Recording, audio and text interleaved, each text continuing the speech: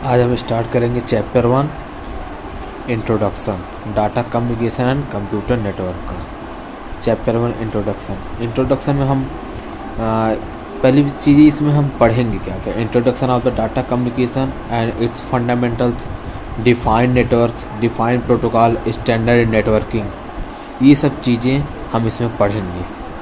सबसे पहले data communication होता क्या है। आप देख रहे हैं यहाँ पे फिगर, एक मैसेज किसी दूसरे तक किसी डाटा के फॉर्म में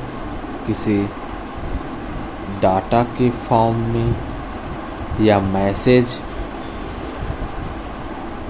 के फॉर्म में ट्रांसफ़र करना ही डाटा कम्युनिकेशन कहा जाता है। हम चाहे वो मैसेज चाहे जिस तरह भेजें, हमारा मैसेज किसी दूसरे तक, सेंडर अगर हम हैं, किसी रिसीवर तक हमारा मैसेज पहुंच रहा है, उसे ही डाटा कम्युनिकेशन कहते हैं। डाटा किसी भी डाटा को किसी भी माध्यम से एक स्थान से दूसरे स्थान पर जब स्थानांतरित किया जाता है, उसे ही डाटा कम्युनिकेशन कहते हैं। अब इसके लिए हमें ज़रूरी क्या क्या है। प्रोटोकॉल्स होंगे, कुछ नियम, रूल, रेगुलेशन, ये सब ज़रूरी हैं। अब इसके लिए हमारे पास होना क्या चाहिए, एक सेंडर होना चाहिए जो डाटा भेजेगा, डाटा भेजने वाला, क्योंकि अगर ये नहीं रहेगा तो डाटा जाएगा ही नहीं।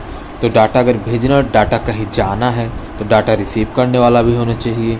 तो हमें ज़रूरी है रिसीवर जो डाटा को रिसीव करे। अब इसके अलावा क्या ज़रूरी है, कोई मैसेज जो हम भेजेंगे, चाहे वो किसी भी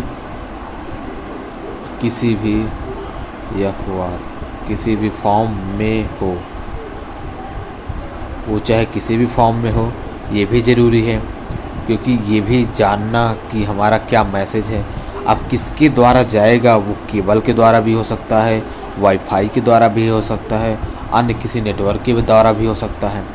क्योंकि अगर हम किसी भी डाटा को भेज रहे हैं तो किसी न किसी के द्वारा ही जाएगा वो, उसके कुछ रूल रेगुलेशन होंगे जो प्रोटोकॉल्स में आएंगे। ये सब चीज़ें ज़रूरी हैं। अब बात आती है कैरेक्टरिस्टिक। इसकी कैरेक्टरिस्टिक चीज़ें क्या हैं, ये कैसे एक अच्छा कम्युनिकेशन हो सकता है।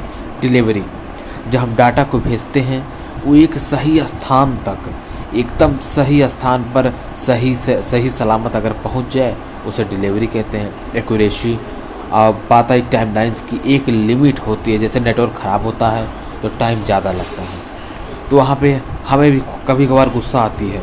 तो इसीलिए एक टाइमलाइन जो होती है इसकी निश्चित होती है कि जब कोई सर्वर या कोई मैसेज बनाया जाता है तो उसकी भी एक टाइमलाइन होती है कि इतने ही देर के अंदर ये चीज़ें हो जानी चाहिए, वरना कोई ना कोई प्रॉब्लम है।